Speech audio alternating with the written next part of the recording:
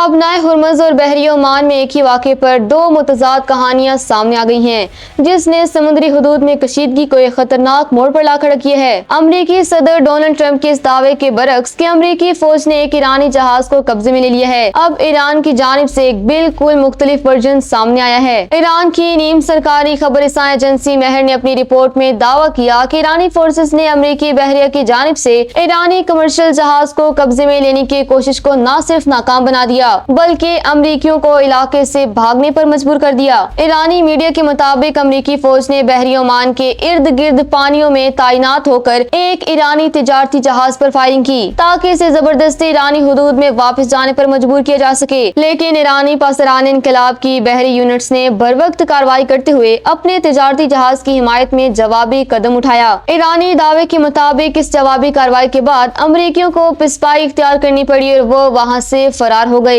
واضح رہے کہ امریکی صدر ٹرمپ نے اس سے قبل یہ دعویٰ کیا تھا کہ امریکی مینیز نے توسکا نامی جہاز کو کامیابی سے اپنی تحویل میں لے لیا ہے اور اس پر امریکی پابندیاں بھی عائد ہیں، لیکن اب ایرانی میڈیا کی جانب سے امریکی دہشت گرد فورسز کے پسپائی اختیار کرنے کے بیان نے صورتحال کو انتہائی پیچیدہ بنا دیا ہے۔ اب سوال یہ ہے کہ کیا واقعی امریکی بحریہ نے جہاز قبضے میں لیا ہے یا پھر یہ ایران کی ایک بڑی کامیابی ہے جس میں انہوں نے امریکی کارروائی کو ناکام بنایا۔ اس سمندری تصادم کے بعد خطے میں کشیدگی اپنی انتہا کو پہنچ چکی ہے۔